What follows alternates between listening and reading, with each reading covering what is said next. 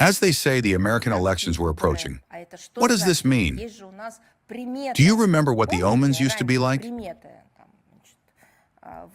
If snow started falling on this day, it meant the summer would be cold, and if there was sunshine on that day, it meant there would be a rich apple harvest.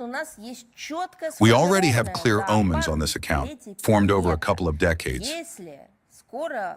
The first, if there are soon elections in the United States of America, whether presidential or congressional, what should we expect?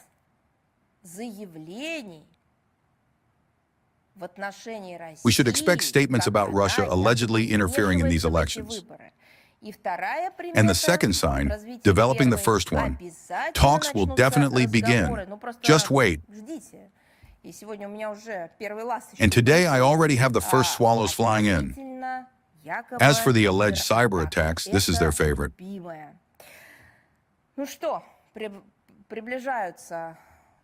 Well, elections in the United States of America are approaching.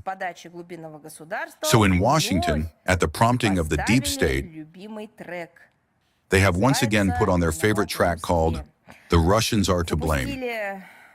They have launched the record that plays at intervals. They periodically turn it off, make it quieter somehow. But since 2016, this scratch record has been stuck, chewed up, covered in scratches, yet they have put it on again, about cyber attacks linked to Russian special services in the hacker group. This is their direct quote, "Fancy bear. It is not by chance, I repeat once again, that the timing is so obviously chosen. Everything fits perfectly. The start of the election campaign is beginning, on the eve of the congressional elections scheduled for November. No, this is no longer a joke. This is already a real powerful American tradition. For our part, we regard the statements of the United States about allegedly malicious operations of Russian special services in the information space as a painful lunge, inertially reproducing the standard Russophobic schemes of the Biden administration. It is clear who, in fact, is reproducing them. Of course, no evidence of Russia's involvement is provided. Not a single file, not a single line of code, nothing, not a single IP address. And why? Everything is well rehearsed. The goal is certainly clear. Through the efforts of circles destructively inclined toward our country, to prevent the current administration from establishing cooperation with Moscow, including on issues of international information security. In this context, we would like to remind the American side of the existence of specialized operational communication mechanisms for clarifying the sources and circumstances of computer attacks. This refers, first and foremost, to the UN Global Intergovernmental Directory of Points of Contact, which has been functioning since 2024, and in which, along with 120 countries, the United States of America also participates. It is telling that we have not received any inquiries via the points of contact regarding this incident.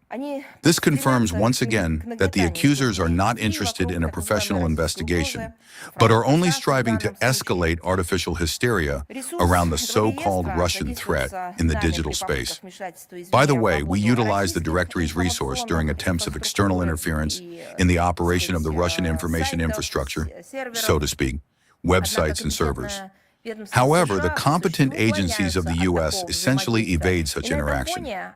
Against this background, the objective cause of growing tension in the field of international information security remains the policy of NATO, and, in particular, the United States, which in its March cybersecurity strategy confirmed the course toward further militarization of the information and communication sphere. It is noteworthy that while Washington accuses Moscow, Ukrainian cyber criminals, though this is, of course, something different, as we understand, with the support of their Western curators, regularly carry out DDoS attacks on Russia's civilian infrastructure.